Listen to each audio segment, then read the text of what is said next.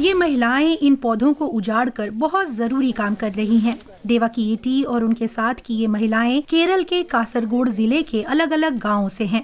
उन्हें पता है कि यहाँ चितारी नदी के तट पर क्या रखना है और क्या हटाना है। वो पहले ही कूड़ा हटा चुकी हैं और अब घुसपैठिया पौधों से निपट रही हैं, जो बड़ी तेजी से उगते हैं। सबसे आम खरपतवार है सिंगापुर डेजी। ये कहीं बाहर से आया और अब हर जगह फैल गया है। पिछले साल हमने इसे हटाया भी था, लेकिन जल्द ही ये फिर से उगने लगा। हम हर बार इसे उखाड़कर जला देते हैं, लेकिन अगर कोई छोटा सा हिस्सा भी छूट जाए तो ये फिर से पनप जाता है।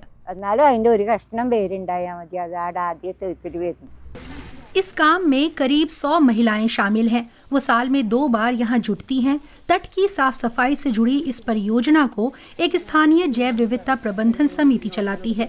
इसमें प्रशासन और स्थानीय समूहों के प्रतिनिधि शामिल हैं। वो जैव विविधता बचाने के लिए हर मुमकिन कोशिश कर रहे हैं। श्याम कुमार पुरवांकर इस काम के प्रभारी हैं। ये साफ सफाई नदी को पहले जैसी स्थिति में लाने की इस परियोजना का पहला चरण है। Most of the invasive species घुसपैठिया प्रजाति के अधिकांश पौधे दूसरे पौधों को उगने ही नहीं देते to grow. कुछ तो ऐसे भी हैं जो दूसरे पौधों को बढ़ने से रोकने के लिए एक तरह का रसायन छोड़ते हैं। तो एक तो ये बात है, और दूसरा ये कि दूसरे पौधों को बढ़ने से रोककर ये घुसपैठिया पौधे कुदरती परिवेश को बहुत नुकसान पहुंचाते हैं। चिड़ियों और कीड़ों पर इसका बहुत असर पड़ता है। बर्ड वॉचर श्याम कुमार कहते हैं कि उनमें से कई अपने भोजन और बसेरे के लिए देसी पौधों पर निर्भर होते हैं।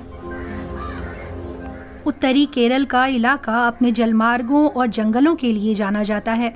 पौधों और जानवरों के लिए तो ये बहुत प्रमुख क्षेत्र है। इनमें हिरन और आईबीसीज जैसे पक्षी भी शामिल हैं।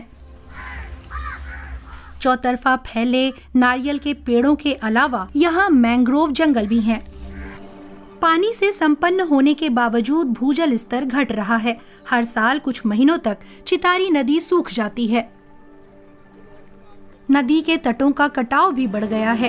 पुरवांकर बताते हैं कि 2021 में जब रेस्टोरेशन प्रोजेक्ट शुरू हुआ तो शुरुआत में सारे पौधे निकाल दिए गए। इससे हालात बदतर हो गए। जब नदी की धारा साफ की जाती है तो लोग ज्यादातर नदी के किनारे उगे सारे पौधों को काट देते हैं। इससे होता यह है कि काटे जाने पर कुछ पौधे मर जाते हैं। इससे मिट्टी खराब होती है और अगले चरण में ये कट जाती है।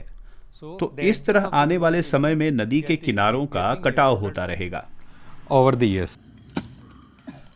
इसीलिए उन्होंने जल्द ही अपने तरीके बदल दिए। जैव विविधता प्रबंधन समिति फिर से जंगल लगाने पर ध्यान दे रही है। ये इस परियोजना का दूसरा स्तंभ है। वो केवल देसी प्रजातियों के पौधे लगाते हैं। सरकारी एग्रो सर्विस सेंटर सावधानी से पौधों को चुनता और उगाता है। चितारी रेस्टोरेशन प्रोजेक्ट अपनी तरह का पहला प्रयास है। राज्य सरकार ने साल 2025 के अंत तक इस परियोजना को जारी रखने की मंजूरी दे दी है। नवीसा थुबीवी नजदीकी एग्रो सर्विस सेंटर की पूर्व प्रमुख हैं। सही पौधों के चयन में उनकी भी भूमिका रही। वो प्रोजेक्ट की कामयाबी से उत्साहित हैं। सुधार बहुत सुंदर रूप में नजर आ रहा है। पहले साल से ही 70% पौधे उगाए, जबकि उस इलाके में इंसानी बसाहट है और जानवर भी वहाँ चरते हैं। नदी के पास के पौधों में हम लोग पानी डालते हैं, खाद देते हैं। इससे उनकी सुरक्षा हुई और नदी के तटों को भी मजबूती मिली। शुरुआत में ये योजना नदी के बहाव से लगे 18 किलोमीटर के इलाके में प्रस्तावित थी, लेकिन भूमि अधिकारों के कारण इसे घटाकर 2 किलोमीटर करना पड़ा। बड़े इलाके में ये कर पाना काफी मुश्किल है, क्योंकि सारी जमीन सरकार की नहीं है। बीच में बहुत सी निजी जमीनें भी हैं। धाराएं तो हमेशा से सबकी रही हैं, लेकिन उनके किनारे हमेशा सार्वजनिक नहीं होते। तो इसे बड़े स्तर तक ले जाने के लिए हमें लोगों को जागरूक करना होगा। पूर्वांकर को उम्मीद है कि स्थानीय जमीन मालिकों को साथ जोड़ने की कोशिश कामयाब होगी। इससे उन्हें भी फायदा होगा, जैसे कि कुओं में ज्यादा पानी आ जाएगा क्योंकि नदी तट को दुरुस्त करने से भूजल स्तर में सुधार होगा।